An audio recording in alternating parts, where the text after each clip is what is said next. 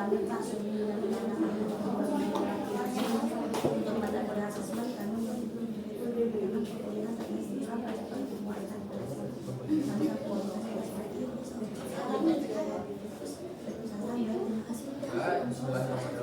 Assalamualaikum warahmatullahi wabarakatuh. Waalaikumsalam warahmatullahi wabarakatuh.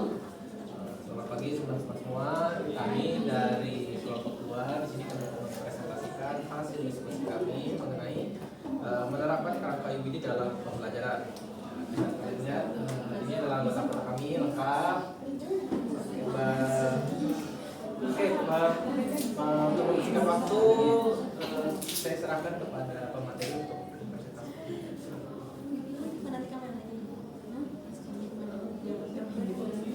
Oke, baik, untuk pengantar awalnya, UBD atau Understanding by Design ini merupakan pendekatan pembelajaran yang dirancang untuk meningkatkan pemahaman siswa melalui perencanaan yang sistematis dan terarah. Dikenalkan oleh Grady Chin dan J. Gimana bacanya? UBD ini menekankan pentingnya merancang pengalaman belajar dengan fokus pada hasil yang diinginkan, yang dikenal sebagai desain mundur atau backward design. Dengan mengikuti pendekatan understanding by design, pendidik dapat memastikan bahwa setiap aspek dari proses pengajaran dapat berfokus pada pencapaian pemahaman mendalam oleh siswa, sehingga mereka tidak hanya belajar untuk ujian tetapi juga untuk di kehidupan nyata. Nah, ini misalnya memposisikan diri sebagai pemerintah. Nah, problematika yang dihadapi mungkin dari hasil diskusi kami, sepenglihatan kami di sini ada beberapa implementasi yang belum merata. Di sini UBD mungkin hanya diterapkan di beberapa sekolah tertentu yang sudah mendapatkan sosialisasi, sementara sekolah lain belum mengadopsinya secara penuh. Dan juga kurangnya sumber daya untuk pelatihan guru. Banyak guru mungkin tidak memiliki akses atau kesempatan untuk mendapatkan pelatihan yang memadai mengenai pendekatan UBD ini, sehingga pemahaman dan penerapannya juga masih terbatas. Solusi yang kami berikan, perlunya diadakan pelatihan masif. Jadi pelatihan yang luas dan juga terstruktur untuk semua guru mengenai pendekatan ini dan mencakup pemahaman mendalam tentang prinsip-prinsip UBD ini serta cara mengimplementasikannya itu bagaimana ya gitu. Jadi nanti pemerintah juga perlu membuat kebijakan yang mendukung penerapan ini, menyusun kebijakan kurikulum nasional dan juga memberikan fasilitas dan sumber daya yang cukup seperti materi ajar, waktu dan kolaborasi antar guru dan dukungan administratif untuk memastikan bahwa UBD dapat diterapkan secara efektif. Selain memberikan sosialisasi, tentunya biar ada keberlanjutan dari penerapan UBD ini bisa terus diterapkan dan ada perkembangan yang baik, tentunya harus ada pengawasan dan evaluasi. Melakukan pengawasan dan evaluasi secara berkala untuk memastikan bahwa implementasi ini sesuai dengan tujuan yang diinginkan.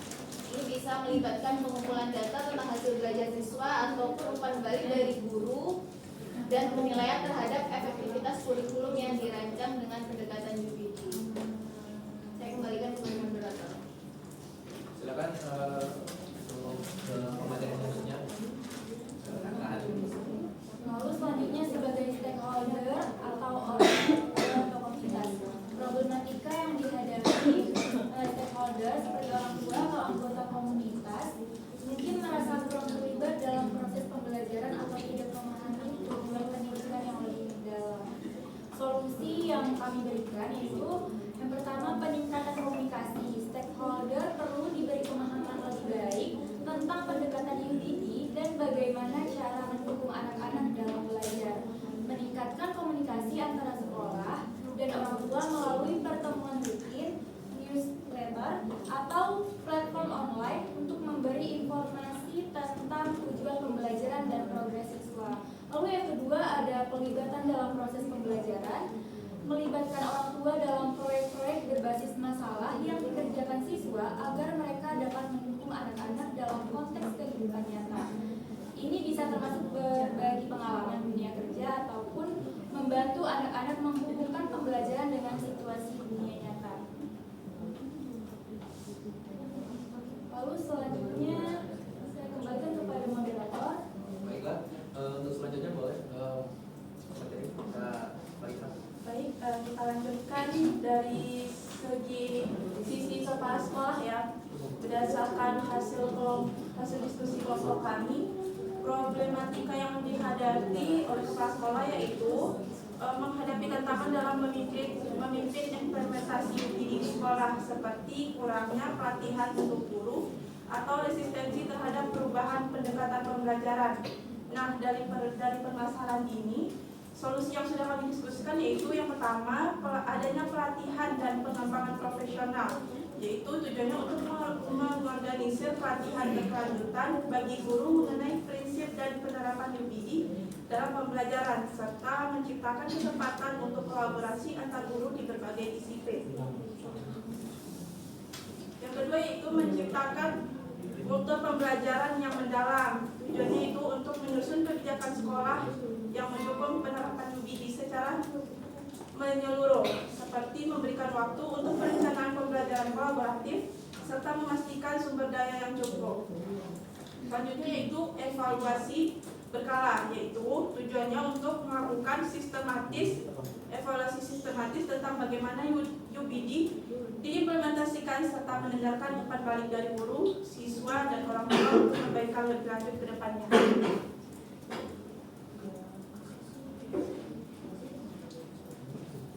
Baiklah, pemateri selanjutnya. Oke, baik. Kali ini saya menjelaskan mengenai bagaimana pandangan dari ruang kurikulum.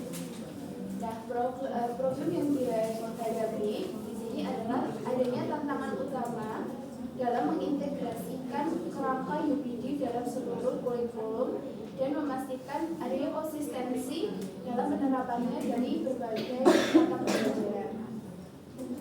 Solusi yang ditawarkan yaitu yang pertama adanya penyelarasan kurikulum, di mana membantu guru untuk merancang pembelajaran dengan pendekatan UPD secara konsisten ke seluruh mata pembelajaran dengan menekankan pada perumusan pertanyaan esensial atau pemantik, tujuan pembelajaran yang jelas dan penilaian yang otentik.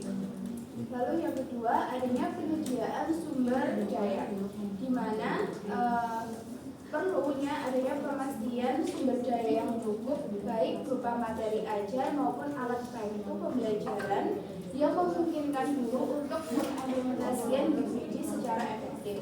Lalu yang ketiga adanya fasilitas kolaborasi guru, di mana di sini membuka ruang bagi kolaborasi antar guru, memungkinkan para guru ini berbagi pengalaman mereka dan strategi dalam merancang pembelajaran berbasis UPD secara efektif. Selanjutnya saya kembalikan ke Baiklah, untuk pemateri selanjutnya saya serahkan kepada Raina. Selanjutnya sebagai guru yaitu problematika yang dihadapi sebagai guru, tantangan yang dihadapi mungkin melibatkan kesulitan dalam mendesain pembelajaran yang berbasis pada pemahaman mendalam atau keterbatasan waktu untuk merencanakan pembelajaran yang efektif. Lalu solusi yang diberikan perencanaan pembelajaran terbalik, yaitu guru dapat lebih banyak memanfaatkan proses terbalik dari UPD, mulai dengan menentukan tujuan pembelajaran yang jelas dan penilaian yang relevan. Kemudian merancang kegiatan pembelajaran yang mendalam yang dapat mengembangkan keterampilan berpikir kritis dan kreatif. Lalu penggunaan proyek dan masalah dunia nyata, yaitu mengintegrasikan proyek berbasis masalah yang mendorong siswa untuk mencari solusi yang relevan dengan dunia nyata, yang juga memberi mereka rasa tujuan yang lebih jelas dalam pembelajaran. Lalu dalam pemanfaatan teknologinya, yaitu menggunakan teknologi untuk membantu kolaborasi siswa serta menyediakan sumber daya pembelajaran tambahan yang mendukung pada penerapan UPD. Baiklah, untuk pemateri selanjutnya saya persilakan Kak Cika. Kemudian seperti sekarang, problematika yang dihadapi yaitu siswa mungkin merasa kesulitan untuk menghubungkan pembelajaran dengan kehidupan nyata atau tidak memahami tujuan dan relevansi materi yang mereka pelajari.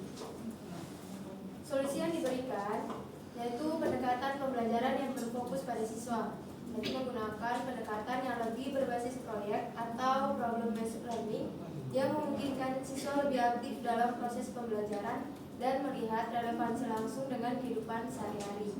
Kemudian ada refleksi dan juga diskusi, yaitu memberikan kesempatan bagi siswa untuk merefleksikan apa yang telah mereka pelajari, mengaitkan materi dengan kehidupan mereka, dan mendiskusikan cara-cara untuk mengaplikasikan pembelajaran dalam konteks dunia nyata. Dan yang terakhir, pendekatan yang menarik dan juga interaktif, menggunakan metode yang menyenangkan dan interaktif untuk mengajarkan konsep-konsep penting seperti gamifikasi atau penggunaan alat bantu visual dan juga teknologi. Saya kembalikan kepada Mbak. Oke, selanjutnya yaitu kesimpulan. Dalam mendiskusikan solusi terkait studi kasus, pentingnya untuk melihat masalah dari berbagai sudut pandang yang relevan.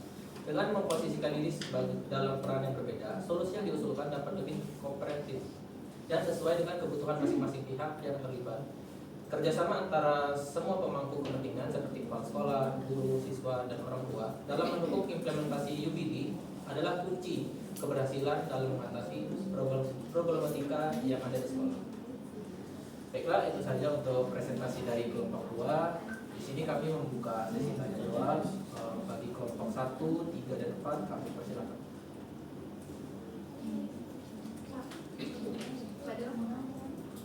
Silakan.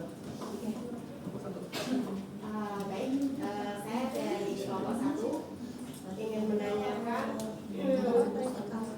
hubungan aja dengan lingkungan sekolah teman-teman saat ini yang menjadi tempat TPA. Kiranya apakah lingkungan sekolah teman-teman itu mendukung untuk guru-guru menerapkan prinsip UBD ini?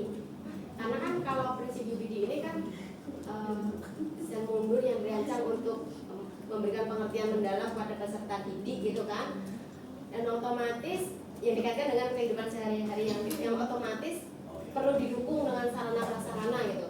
Nah, untuk teman-teman sendiri di sekolahnya itu sarana dan prasarananya itu, lingkungannya itu juga sudah mendukung belum untuk penerapan UBD itu sendiri? Baik, terima kasih untuk kelompok 1 atas pertanyaannya. Baik, terima kasih atas kesempatan yang diberikan. Perkenalkan, nama saya Latifah Mendemas, perwakilan dari kelompok 3. Ingin bertanya kepada kelompok pengaji terkait problematika yang dihadapi oleh guru yang ada di sekolah kelompok pengaji, yaitu berkaitan dengan waktu. Nah, sebenarnya kalau menurut saya pribadi, waktu ini merupakan problem yang sepertinya dari zaman dahulu hingga sekarang memang menjadi krusial terkait pembelajaran maupun hal-hal lain. Sebagai contoh, saya mendapatkan sebuah kasus, ada salah seorang guru senior yang saya temui, di mana guru senior ini sudah memiliki jam terbang yang tinggi, di mana beliau ini sudah menempuh beberapa kurikulum yang mulai dari KTSP hingga sekarang kurikulum merdeka. Akan tetapi pada penerapannya ataupun pada pembelajaran yang beliau di kelas itu tidak menerapkan ataupun tidak memakai modul sama sekali. Maka beliau berdalih seperti ini. Ketika itu saya mencoba untuk meminta modul kepada beliau. Mbak, jangan minta modul sama kami ya. Mbak minta modulnya, Mbak saja yang bikin modulnya atau rancangannya gitu. Karena kami juga masih belajar terhadap ini, seperti itu. Nah, kemudian saya juga mendapatkan sebuah kasus guru junior, di mana guru junior ini juga mengatakan hal yang sama. Jadi ibaratnya tidak ada perancangan ketika akan masuk ke dalam sekolah, tapi hanya sekedar sudah mengejar seperti itu. Nah, yang ingin saya tanyakan adalah bagaimana kemudian tanggapan dari kelompok pendidik terkait waktu ini seperti itu. Karena saya yakin dan percaya juga guru memiliki problematika terhadap waktu juga memang disulitkan dengan atau ibaratnya administrasi yang luas lah seperti itu. Saya ingin bertanya terkait pandangan kelompok pendidik terkait waktu ini sebagai kita sebagai calon guru profesional di masa yang akan datang, dan agar kasus-kasus yang telah ada baik itu dari guru senior maupun guru junior tidak terulang lagi di masa yang akan datang seperti itu. Mungkin dikembalikan. Terima kasih, luar biasa dari kelompok 3. Silakan, ada lagi yang ingin bertanya? Tidak. Oh, silakan. Baik, yang ingin saya tanyakan, saya dari kelompok 4 Pak. Yang ingin saya tanyakan,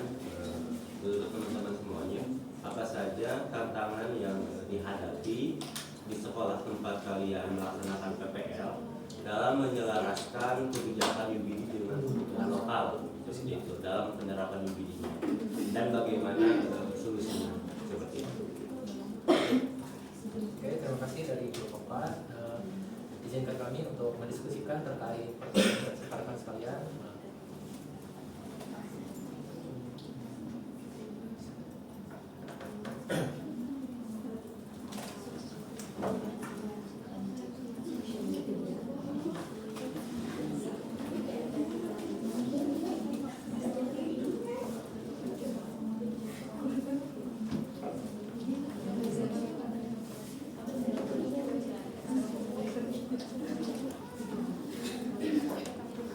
Oke, baik. Di sini kami akan mencoba menjawab dari pertanyaan Khalid kepada Kak Faya. Saya silakan. Baik, terima kasih. Di sini saya ingin mencoba menjawab pertanyaan dari Kak Alif terkait apakah sekolah tempat kami PPL itu di KBW juga sudah mendukung untuk penerapan prinsip UBD. Nah, berdasarkan yang kami teliti selama kami PPL di sana, kalau berdasarkan kondisi lingkungan dan juga sarana dan prasarananya itu sudah mendukung. Namun kendalanya di sini adalah mungkin dari segi gurunya, SDM-nya guru masih belum memahami, masih banyak yang belum memahami tentang UBD ini. Itu waktu itu kami ketahui, kami tanya langsung kepada gurunya ketika observasi awal, apakah dari guru-guru di sini sudah menerapkan prinsip UBD tersebut, dan guru pun masih pertama kali mendengar apa itu UBD gitu. Jadi untuk penerapannya di sekolah itu masih belum ada, itu kendalanya. Dan dari segi lain mungkin dari kepala sekolah juga belum ada mengenai UBD tersebut, sehingga belum ada informasi dan juga program yang disalurkan dari kepala sekolah ke guru-guru untuk penerapan UBD di sekolah tersebut. Mungkin itu jawaban dari saya. Apakah dari teman-teman yang lain ada yang ingin menambahkan? Silakan. Saya izin menambahkan ya. Ya, silakan.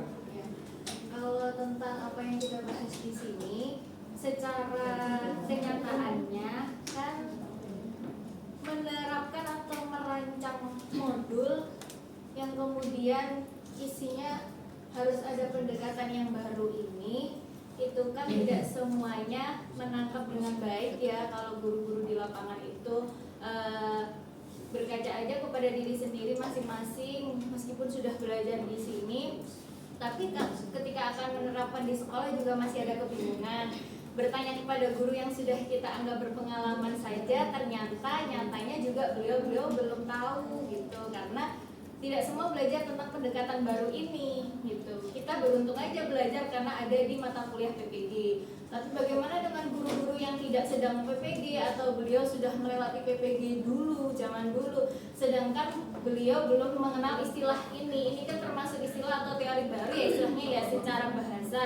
Tapi mungkin kalau secara arti, kalau kita jelaskan ini gini Bu artinya UBD. Oh ya kalau kayak itu sudah sih Mbak, tapi kita nggak kalau itu namanya UBD, kadang kan kayak gitu. Terus menyambung juga untuk di Ika Latifah tadi tentang waktu, ya kadang mungkin itu menjadi alasan yang klise ya bagi guru kurangnya waktu mau menyediakan modul, mau merancang, itu alasan yang klise banget. Karena mungkin selain kita sudah merasa lelah menghadapi, kalau di pendidikan dasar sendiri tenaga kita kan sudah terforsir untuk menghadapi anak-anak yang usia sekolah dasar ya, teman-teman tahu sendiri gimana ya. Jadi mungkin tantangan sebagai guru itu bukan waktu-waktu itu hanya mungkin untuk secara global ya, sebenarnya adalah apa ya istilahnya secara kasarnya kayak udah muak nih, apa nih ganti-ganti terus gitu, ada yang baru lagi gitu kadang-kadang ya.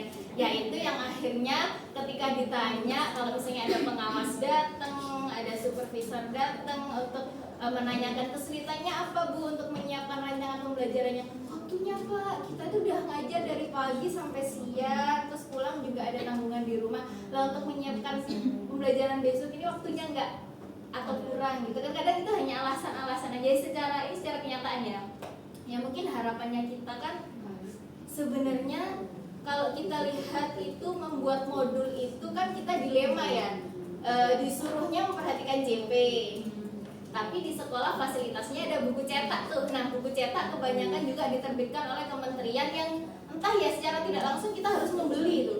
Membeli dan didistribusikan ke anak-anak terus harus dipakai. Jadi kita bingung. Kadang CP aja nggak sesuai sama dengan materi-materi yang ada di daftar isinya buku.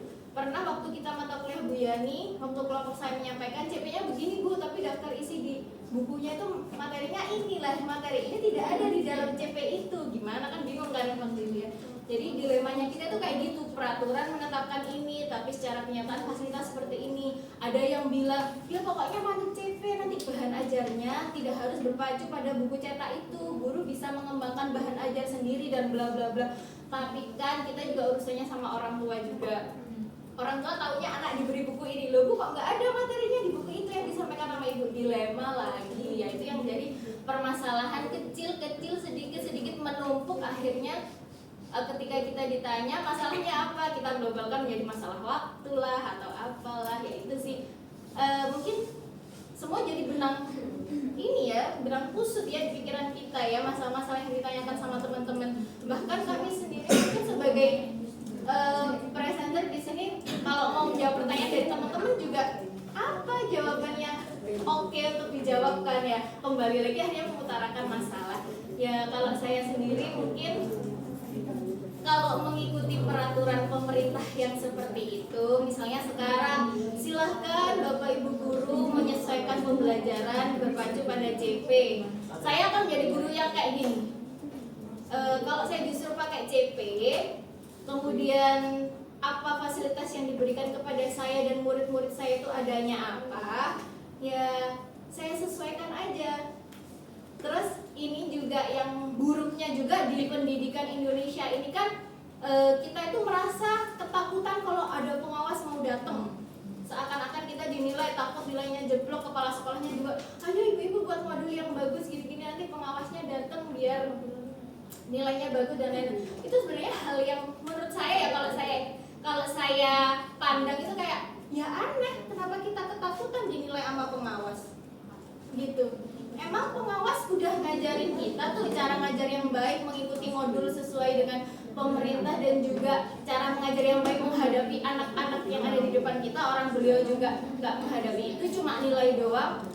Ketakutan kita itu jadinya akhirnya zolim ke anak-anak, mengejar atau memburu nilai dari pengawas yang baik, tapi kita secara tidak langsung meninggalkan anak-anak kita karena ngebut laporan lah, ngebut ini itu yang belum sempat kita bikin, kayak gitu kan problematika secara kenyataan di sekolah-sekolah kan. Jadi sebenarnya hal-hal yang kayak gini itu ini sebenarnya hanya narasi formalitas aja ya. Teman-teman pasti juga waktu mengerjakan tugas ini juga merasa kayak gitu. Kurang lebih mungkin ada yang merasa kayak gitu ya. Itu dilemanya kita. Sekarang posisinya kita sebagai mahasiswa PPG yang sudah praktik di sekolah juga memandangnya guru-gurunya itu juga tidak se-excited itu loh dengan ingin belajar UBD. Excitednya kalau mau kedatangan penilai. Akhirnya mulai mencari referensi modul yang sesuai dengan kurikulum itu biar nanti ketika dinilai sama pengawas etok-etoknya sesuai. Ya itu masalah. Pura-puranya sesuai gitu ya. Jadi ya ini jadi diskusi kita aja ya, mungkin akhirnya nanti kembali ke diri masing-masing akan bersikap seperti apa. Kalau saya ya intinya adalah tidak merugikan murid yang langkah yang akan saya ambil.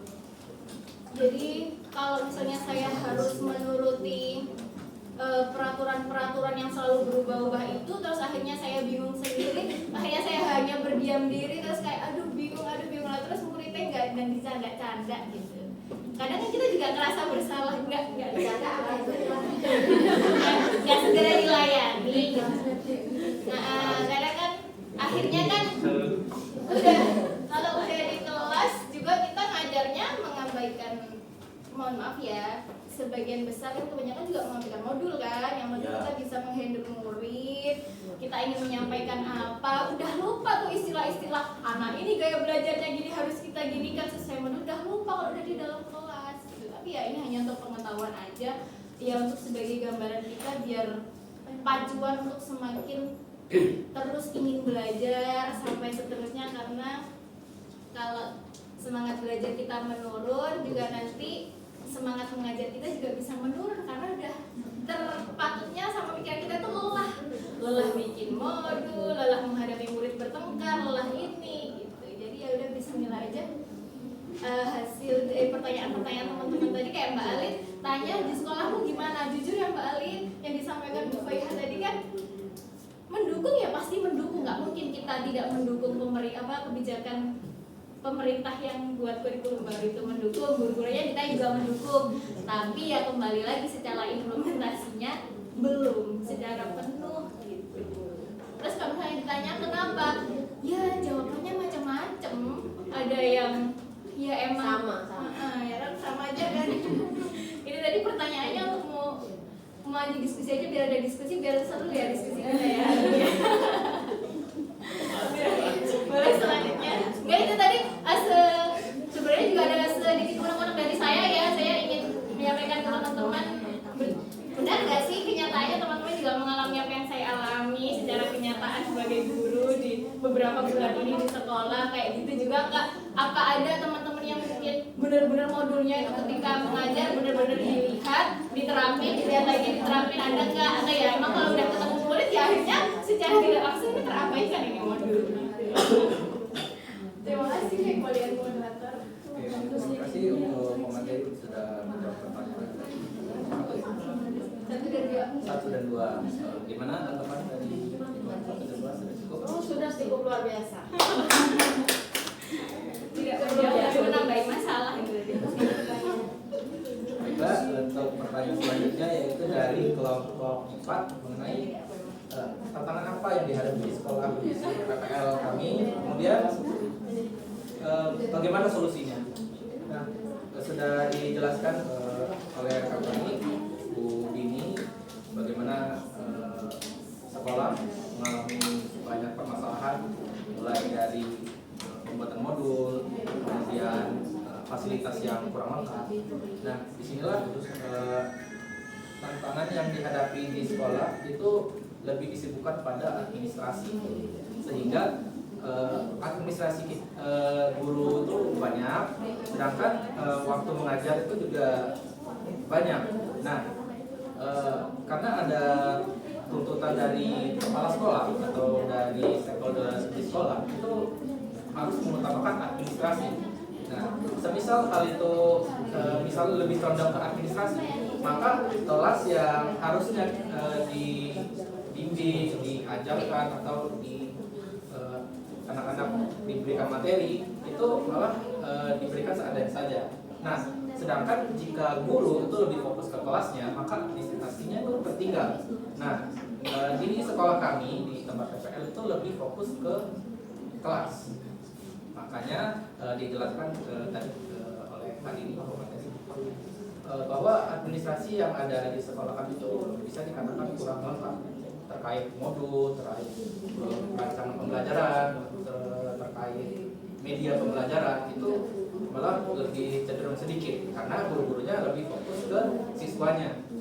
Nah, itu juga saya sudah ngobrol sama guru-guru yang ada di sana, mereka lebih memfokuskan itu dikarenakan untuk siswa-siswa belajar untuk tahap selanjutnya.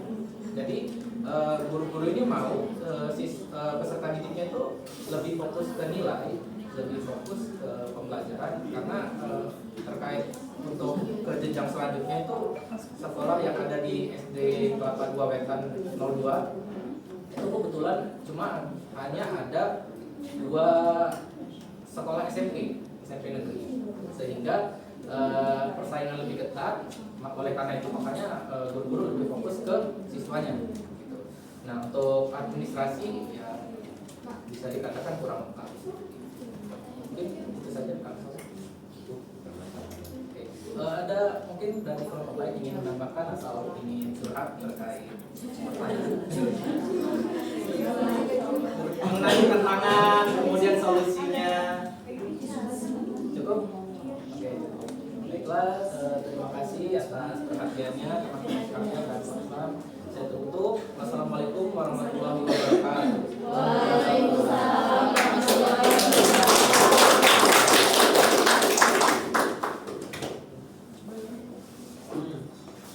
Oke, lanjut. Jadi datang nggak?